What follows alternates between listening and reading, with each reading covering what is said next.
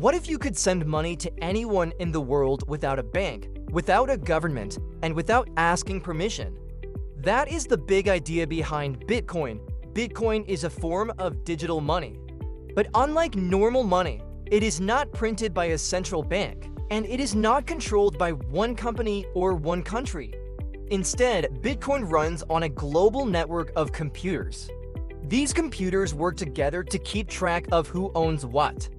That is why people call Bitcoin decentralized. At the center of Bitcoin is something called the blockchain. You can think of it like a giant public notebook. Every time Bitcoin is sent, that transaction gets added to this shared record. Transactions are grouped into blocks, and each block connects to the one before it.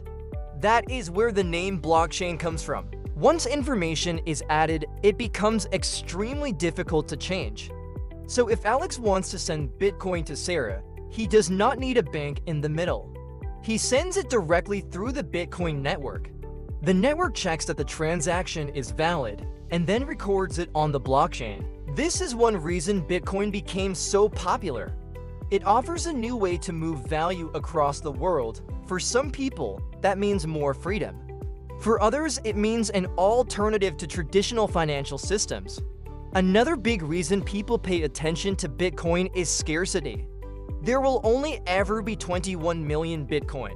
That fixed supply is very different from normal money, which governments can create more of over time. Because of that, many people see Bitcoin as digital gold.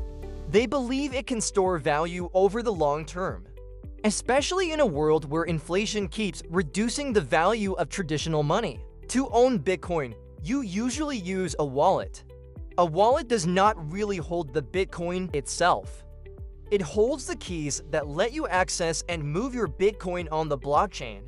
If you control the keys, you control the Bitcoin. But Bitcoin is not simple in every way. Its price can move up and down very fast. That means it can be exciting, but also risky. So beginners should always learn first before putting money into anything.